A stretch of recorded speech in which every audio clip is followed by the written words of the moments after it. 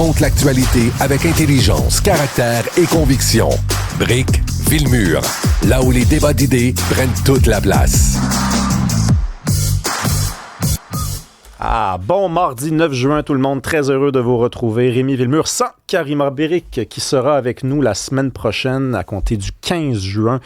On va être deux là, dans cette émission-là, on va être deux animateurs. Il va falloir que je me tasse, je pourrais pas être au milieu. C'est pas mon show, c'est notre show à tous les deux. Olivier Guillet est avec nous en studio. Toujours au rendez-vous. Comment vas-tu mon vieux? Ça va bien toi? Ouais, écoute, je vais poser une question aujourd'hui à toi, ainsi qu'aux gens en arrière, à l'équipe, mais à tout le monde également qui nous écoute, parce qu'on va se la poser plusieurs fois durant l'émission. C'est quoi votre pire emploi à vie? On a tous déjà eu un emploi. Souvent, c'est quand on était très jeune, là, on acceptait n'importe quoi. Là. Job étudiante, entre Job autres. étudiante, ouais. Puis, tu sais, on va se dire la vérité, là. Des jeunes, des fois, on peut leur demander plus d'affaires qu'à des gens un peu plus âgés. On sait qu'ils sont un peu plus vulnérables. On peut être encore plus demandant. C'est quoi votre pire job à vie? Écrivez-nous au 187 Cube Radio. Je veux des exemples. Tu sais, dites-moi pas, j'ai travaillé chez Tim Hortons, puis c'est tout. Là. On veut savoir pourquoi c'était la pire job à vie de travailler à une place ou à une autre. Je commence avec toi.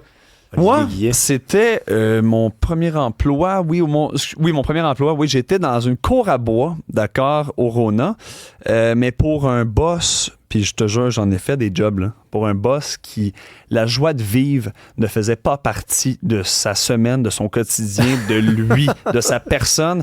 Écoute, c'est aussi simple que on rentrait là et on avait accès au lift. Tu sais, les lifts, là, avec le chariot élévateur, d'accord? Sans carte, sans rien, il passait par là parce que c'est moins cher pour un employeur de ne pas former nécessairement ses employés.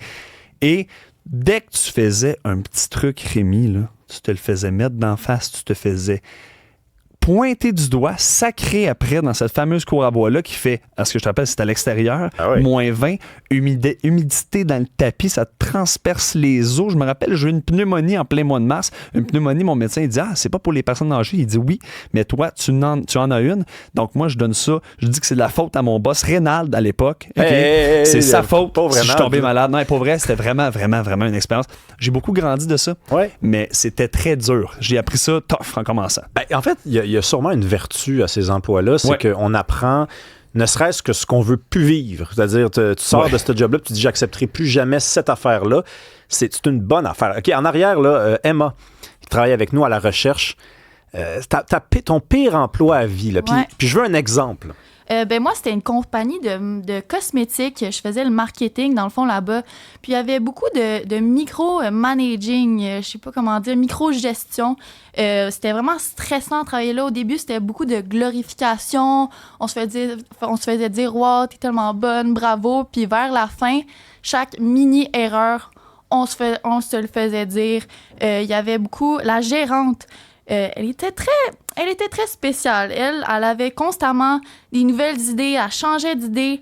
Puis nous, quand on le savait pas, c'était notre erreur, finalement. Ben oui. Là, c'est drôle parce que je vais vous juger un peu. Là. Plus vous êtes jeune, plus vos emplois, les pires emplois, c'est des emplois qui sont pas si pires que ça. Ça vaut peut-être pas pour toi, mais toi, dans ta cour à bois chez Rona, là, je suis sûr que c'était quand même le fun un peu. Là. Non, je te jure que non. je te le promets. Moi, ça me fait rire parce que je pensais qu'Emma allait dire faire un premier chiffre avec Benoît Dutrisac parce qu'on sait comment que ça peut être exigeant. La semaine dernière, on s'en souvient. On l'aime beaucoup, je suis sûr, il nous écoute. Non, mais tu vois, c'est différent. Il y a les exigences élevées. Des fois, on peut voir ça comme étant un emploi de schnout. Mais ça, des fois, c'est juste aussi bien d'avoir les critères élevés dès le départ. Je pense que c'est bon pour la formation, entre autres. Bon, Jean-François, là, toi, c'est sûr que tu as eu toute une vie, là, on le sait, là, ta biographie sort bientôt. C'est quoi ta pire job à vie? Non, ça va être décevant. J'ai pas eu de mauvaise job. J'ai toujours aimé tous les travaux que j'ai eus. T'es têteux. Je sais pas, mais non, mais je peux pas inventer de quoi quand même. Là. Non, t'es têteux, mon vieux. Ça se peut pas. Personne le croit, y compris ses pires boss. Ils l'écoutent puis ils disent, OK, c'est beau, il est fidèle, il est loyal, mais ça n'existe pas. Quelqu'un qui n'a pas eu un emploi de merde. Moi, j'ai travaillé dans une épicerie. Puis en passant, si vous êtes pour nous appeler, pas obligé de nommer l'employeur. Là, on va lire vos textos. Là, on est capable d'être assez vague. Une épicerie, une grande chaîne d'épicerie. J'avais 13 ans, puis je travaillais dans les viandes au sous-sol. Ce qu'on ne sait pas, c'est que vous faites votre épicerie, vous vous promenez, vous voyez de la viande emballée, mais c'est pas livré de même à l'épicerie. Là. Ça arrive dans des gros barils remplis de sang animal. Puis vous avez des pièces de viande, puis c'est froid parce qu'au sous-sol, c'est un réfrigérateur, si c'est pas un congélateur à certains endroits. Et je travaillais là, moi, j'ai pas eu de formation. En fait, je pense qu'on verra aujourd'hui, là, mais un des dénominateurs communs, souvent, quand les gens parlent d'un job qu'ils n'ont pas aimé, c'est parce qu'ils n'ont pas eu de formation. Puis quand tu n'as pas de formation, ben t'es un peu nul, puis ensuite, tu te le fais reprocher d'être nul, mais à la base, il y a une formation. Et bref, moi, j'en avais pas eu de formation. Fait qu'on me disait, tu prends la viande, le morceau de viande, tu la mets devant une machine, puis il faut que tu choisisses le bon code, et la machine emballait le morceau de viande de façon automatique. Mais je connaissais pas mes viandes. Là. Je veux dire, tu te fais dire, ça, c'est une côte de bœuf allongée, puis le gars, il s'en va tout de suite, tu l'oublies. Fait que la machine, je la brisais à chaque fois, parce que dès que la machine emballait le mauvais morceau de viande, tout le plastique se fourrait dans le mécanisme. Il fallait repartir la machine, la débrancher, des fois la désassembler. Donc, j'étais le pire ennemi de mes collègues. Tout le monde parlait en anglais. Moi, j'avais 13-14 ans, je n'étais pas du tout bilingue.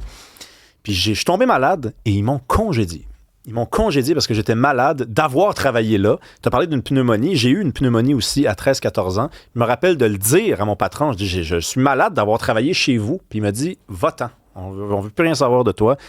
Puis je suis retourné faire mon épicerie quelques années là-bas, puis je le voyais, ce monsieur-là, puis c'est sûr qu'on s'envoyait des regards toujours en train amoureux, de réparer la machine que tu avais brisée. Oui, des regards amoureux.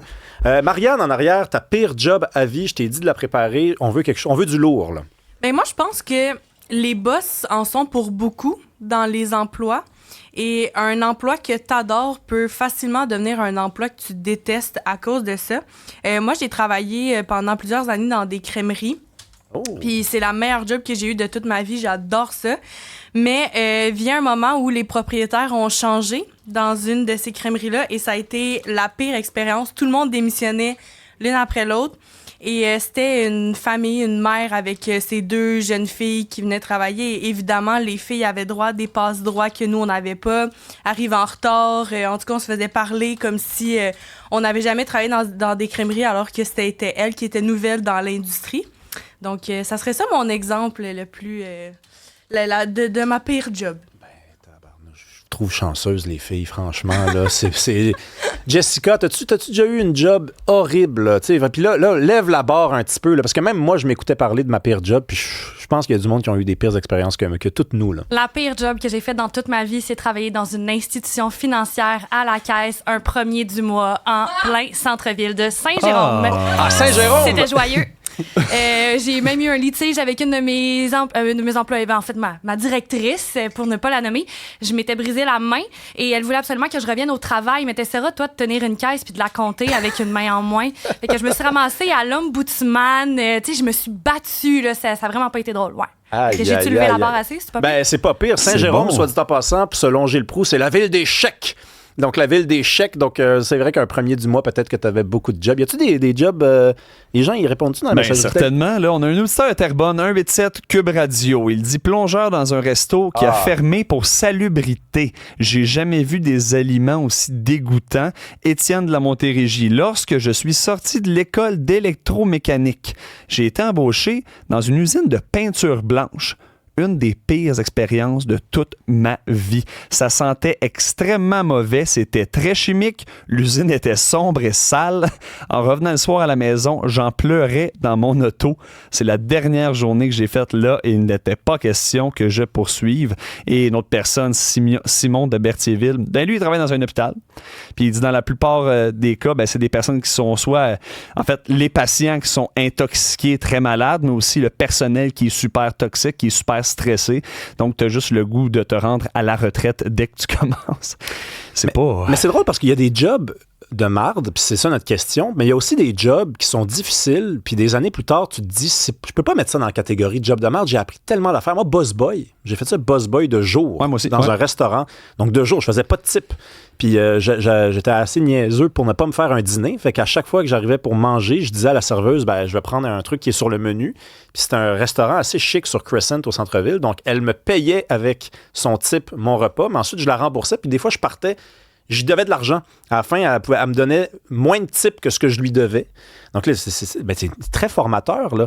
Couper des limes, puis se blesser, puis devoir continuer. Fait que tu te coupes une lime, tu as une coupure, puis là, la lime vient par-dessus ta coupure. Fait que ça s'empire, ça s'empire, ça s'empire. J'étais plongeur également. Plongeur, t'apprends vraiment que l'être humain est cruel. J'ai vu des serveuses, moi, me garrocher des plateaux remplis de nourriture, pas vider leurs assiettes dans des poubelles, juste parce que ça, regarde, on garoche ça sur le plongeur de même. Là, parlant de job assez spécial, il faut que je te mentionne ça. Moi, ma pire job a été de laver des gros contenants de serviettes sanitaires qui arrivaient des centres d'achat. Et le pire, en hiver, il laissait des contenants dans le camion, alors ça gelait avec le liquide désinfectant. Il fallait que je gratte avec un bâton dans le fond du contenant pour décoller. Oh là là là là là là, ça, je lui donne une note quand même assez élevée en termes de job plutôt ordinaire, en espérant que c'était payant, mon cher ami. Et là, un auditeur de Drummondville, il dit « Ma pire job, ramasser des concombres dans les champs couchés à plat ventre sur une machine 10 heures par jour. » Ça, c'est pénible, cet emploi-là. D'ailleurs, il n'y a pas beaucoup de Québécois francophones qui veulent la faire. Moi, quand j'entends dire du monde, ça prend moins d'immigration, je dis « Ouais, d'accord. » Mais dans certains secteurs d'activité, en tout cas, on le sait qu'on n'est pas capable de faire ce job-là. Ça nous prend du monde qui vienne. D'ailleurs, on va parler tout au long de l'émission de ce genre d'emploi-là. On commence ça.